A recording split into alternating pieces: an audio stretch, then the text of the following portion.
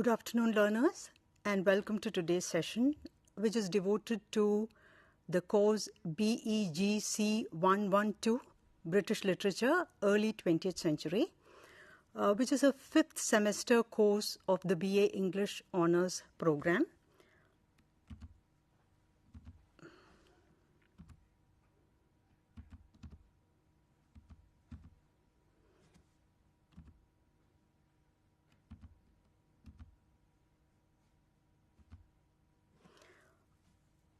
On the screen you see the cover page of the course, which I think would give you a very good idea of the contents of the course. It deals with some of the greatest writers of the early 20th century, W.B. Yeats, Virginia Woolf, D.H. Lawrence, and this was one of the most exciting periods in the history of British literature in the 20th century. And you had all these great people writing, and in this course we have tried to give you an introduction to their work. Today we will be dealing with one of the key writers of this period, D.H. Lawrence. The title of today's session is Reading D.H. Lawrence's novel, Sons and Lovers. So block 2 of your course actually deals with D.H. Lawrence and this particular novel. So what I hope to cover in this session today is to give a brief introduction to D.H. Lawrence and his writing, an introduction to Sons and Lovers, and give you an idea of the various critical approaches that have been taken up by critics who have read Sons and Lovers. So I know that I'm fully aware that a brief introduction will not do any justice to a writer like Lawrence. And it is not possible to capture the genius of such a great writer in a brief introduction. We will not be able to do justice to him, to his work, to his literary achievement in a brief introduction. But we are doing that since we have to situate and contextualize this novel, Sons and Lovers, in the corpus, in the larger context of his writing. So we will be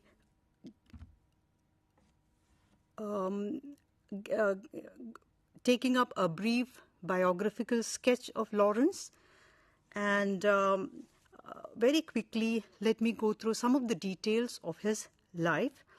Lawrence was born in 1885 in Eastwood, which was a mining village in Nottinghamshire, England, as the son of Arthur and Lydia Lawrence. His father, Arthur, was a miner in a nearby colliery.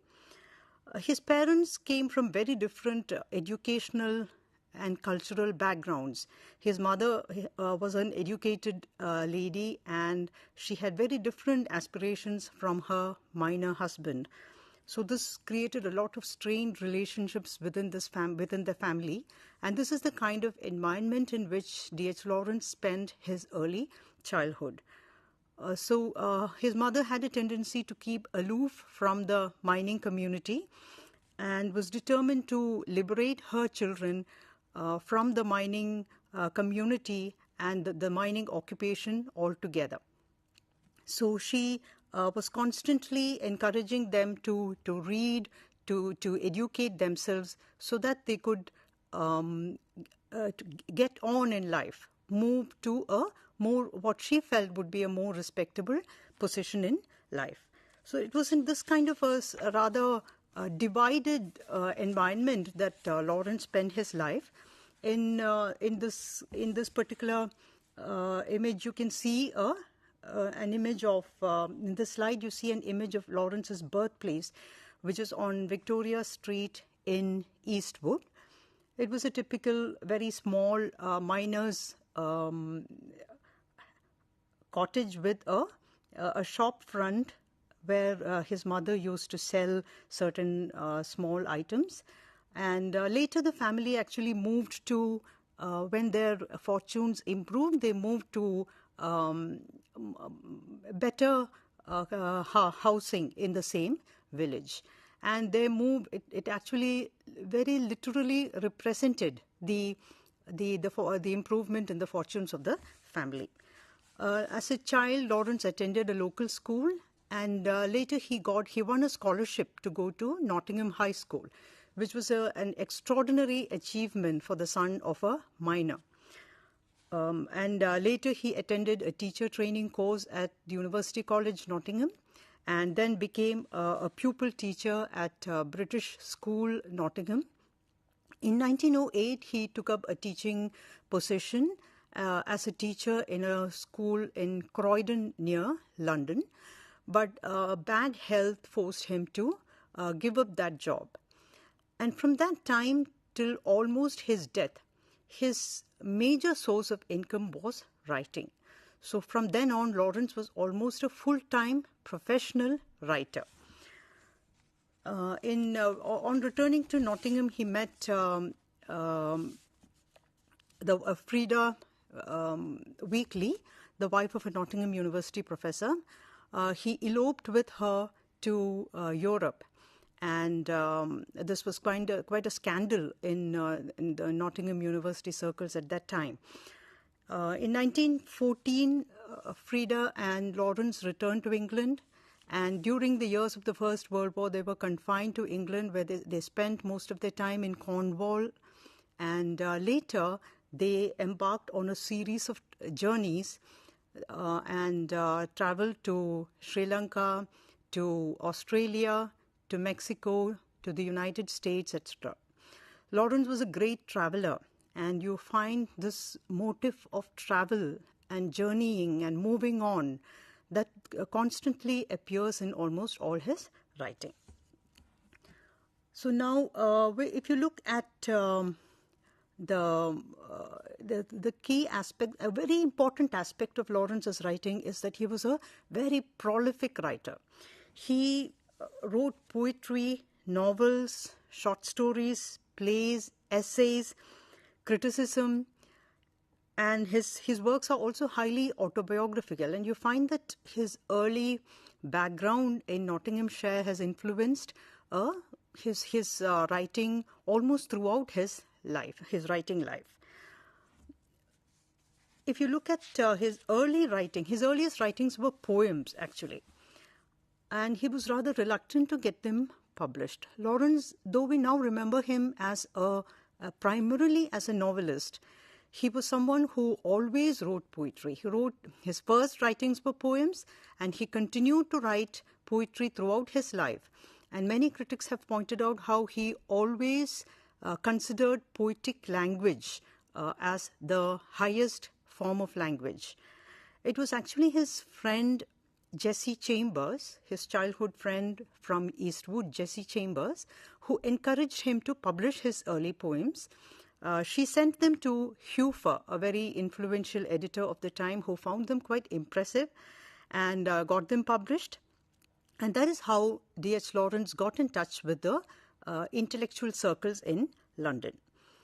It was Hufer who encouraged Lawrence to write about his own East Midlands background and the mining community that he came from. If you write, so this is what was interesting about Lawrence's early publication, because he was encouraged to write by Hufer about his own background, because Hufer felt that this would bring a new voice into English literature. So far, there had been very few people writing from a working class background, and this is what led to Lawrence turning towards his own mining community and his own regional background for his themes, for his characters, and for his plots. His first novel was The White Peacock. It was a highly romantic and a novel which was almost like he himself called it a florid prose poem. It was set in the East Midlands region. But even in this early novel, you see how Lawrence was taking a path very distinct from that of his literary predecessors. His next novel was The Trespasser, published in 1912, and Sons and Lovers was his third novel, published in 1913. In 1913, Lawrence also started writing a text called The Sisters, which was later published as two separate novels, The Rainbow and Women in Love. The Rainbow actually was suppressed soon after its publication on allegations of obscenity. In fact, throughout his writing life, Lawrence was hounded by the censors on such allegations.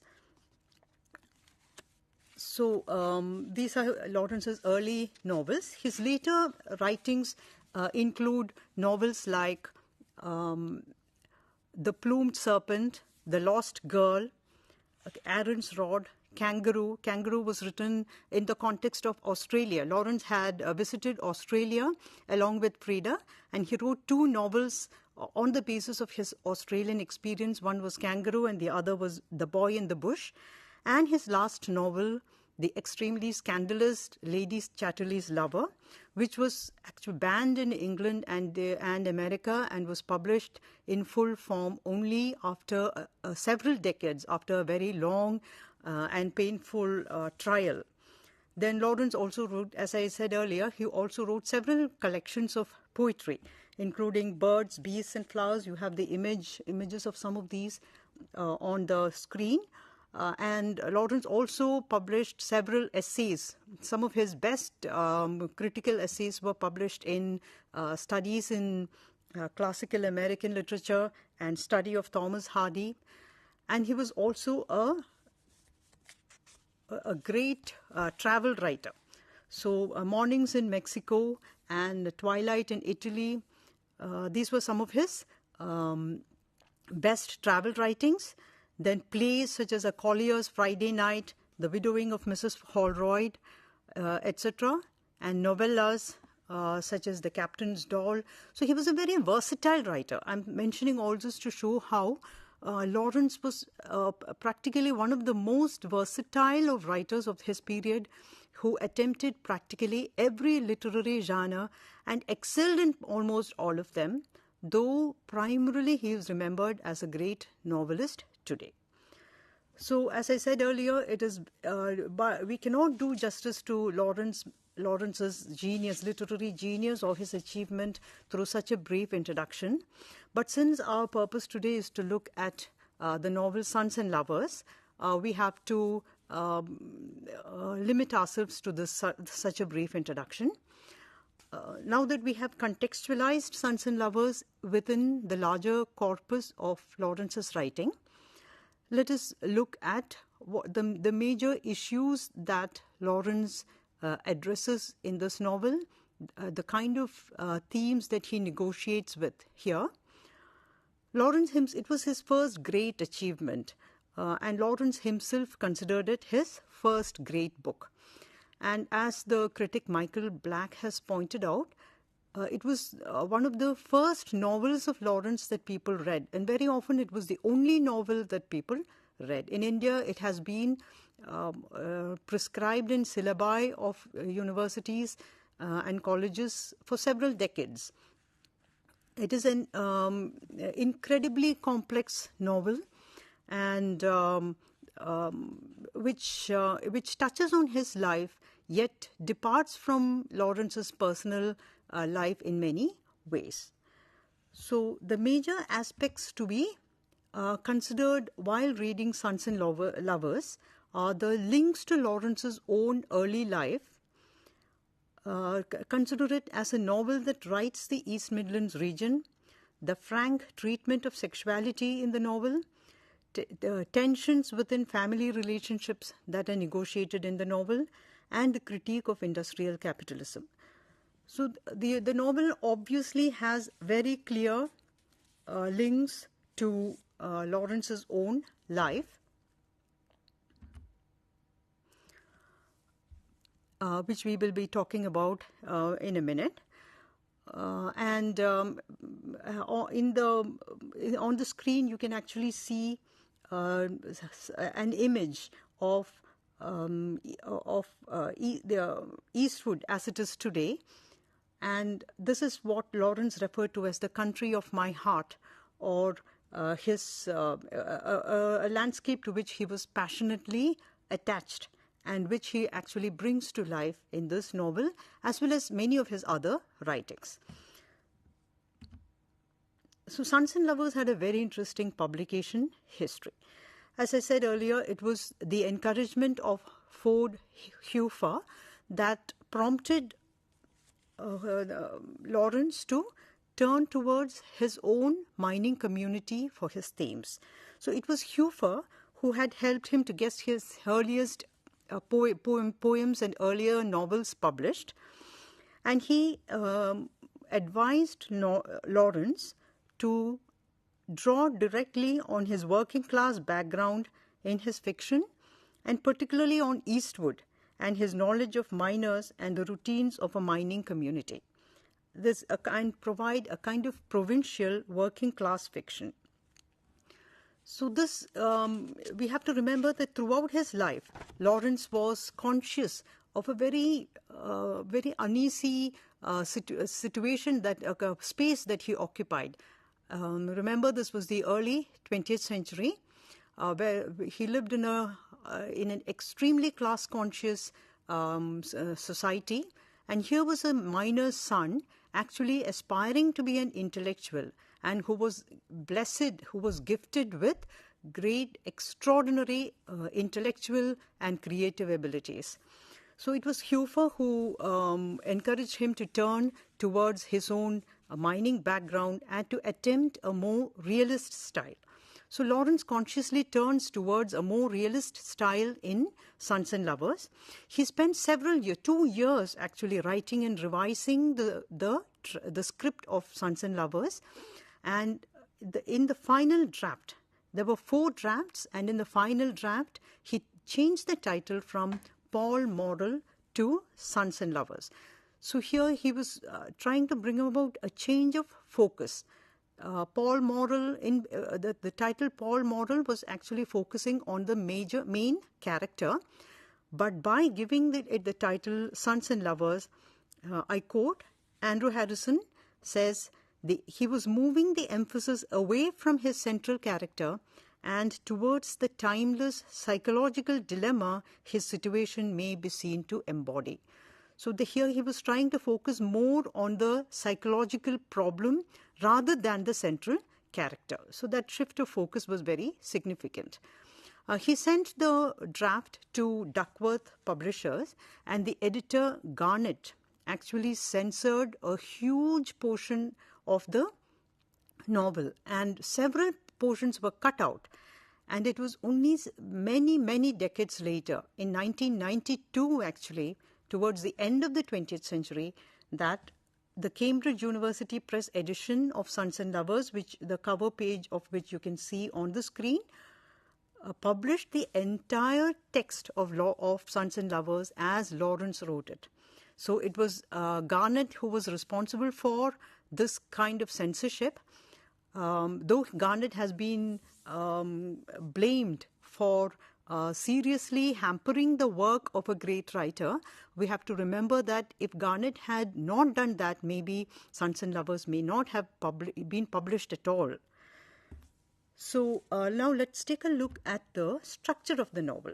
The novel Sons and Lovers is in 2 parts. Part 1 has 6 chapters which establish the social context of the Morrill family. Then it also creates a sense of the transition, change, and the fashioning of a new cultural landscape that was happening at the time. Then it gives us a sense of the dynamics of the Morrill family and Paul's connection to Willie Farm. So these are some of the major aspects covered in part 1 of the novel.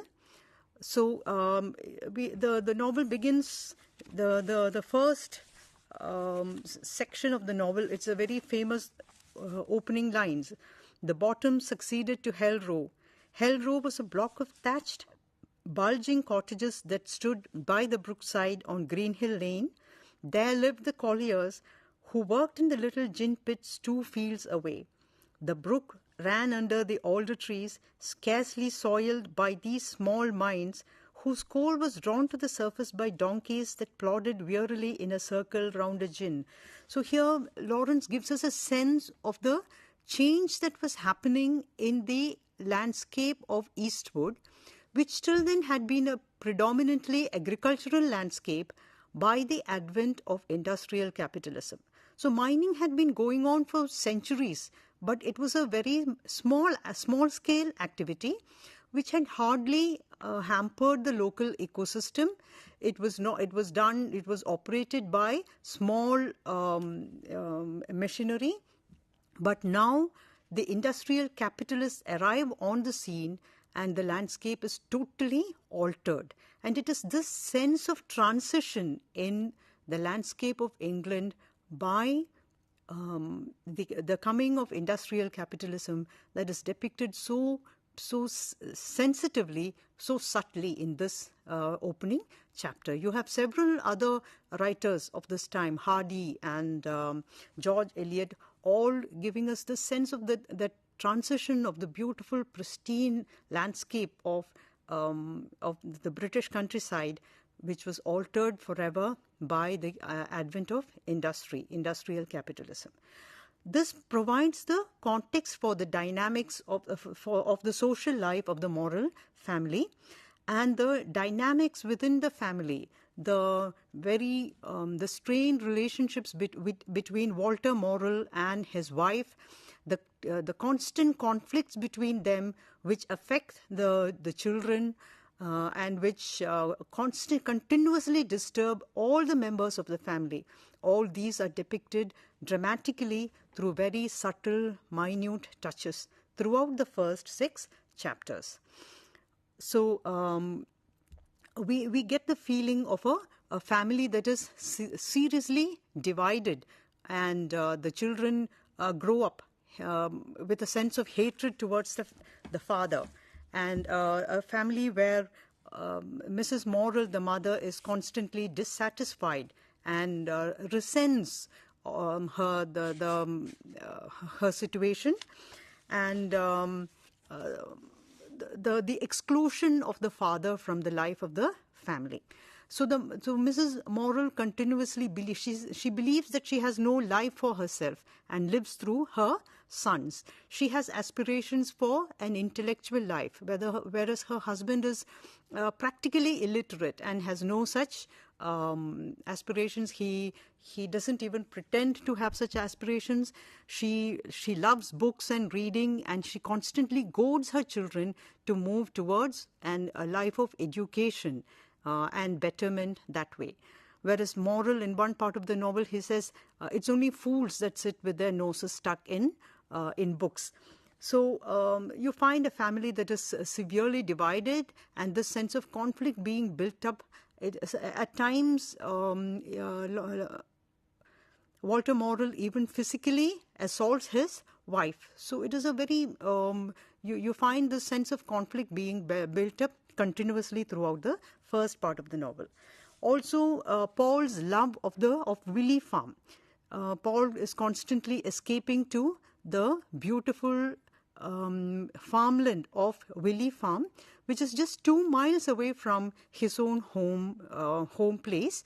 But the contrast between the industrial background of Eastwood and the incredibly beautiful surroundings of Willie Farm is very, very beautifully brought out by Lawrence. Then the first part ends with the death of the eldest son, Williams, in London.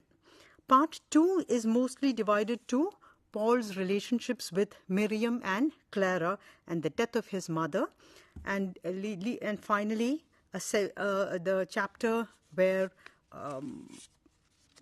his mother dies, leaving Paul derelict. And it is with a great effort that Paul avoids the darkness of despair and death. We find in the very last chapter, we find Paul Morrell trying to avoid the blackness of despair and death with a great effort, and moving towards a light-filled, towards the lights of Nottingham. So this section has been considered some of the most ambitious writing by Lawrence. So while reading Sons and Lovers, some of the questions that come up are, is Sons and Lovers an autobiographical novel? You find here on the screen an image from the beautiful countryside around Eastwood that inspired Lawrence to write some of his best works. So very clearly, the novel draws on Lawrence's own life. The characters, Paul, Miriam, Walter and Gertrude, are all based on people or that Lawrence knew personally. Willie Farm is based on Hagg's Farm, etc. But it is many critics have pointed out that to consider it is not to consider Sons and Lovers as a straightforward autobiographical novel would mean missing out some of its greatest subtleties, because there are very, very clear departures from Lawrence's own life. As Andrew Harrison points out, there are deliberate transformations of autobiographical materials, and Lawrence very deliberately inserts multiple perspectives into the narration, transforming autobiographical elements into a complex work of fiction. Then the theme of the novel is very obviously, and it has a very Oedipal suggestion to it, and there have been numerous psychoanalytical approaches towards the study of Sons and Lovers. One of the earliest psychoanalytic critics was Alfred Kuttner, who suggested that there was a clear connection between what Lawrence was talking about in Sons and Lovers with the writing of Sigmund Freud, who was also writing at the same time, about the relationship about the way in which Paul's relationships with women, with Miriam and Clara, were seriously hampered because of his extremely strong connections with his own mother. So then class and social mobility and issues of gender are some other issues that are focused on in the novel. And Sons and Lovers has been attacked by feminist critics like Kate Millett for being anti-feminist. So I would like to conclude here by suggesting that you should read Sons and Lovers even a century after it was written. It continues to be a novel that captivates several readers. Do read the novel. It is very it has multiple layers of meaning, and I'm sure you would read it and enjoy it. So this is a novel that has not just to be studied, but also appreciated and enjoyed. Thank you.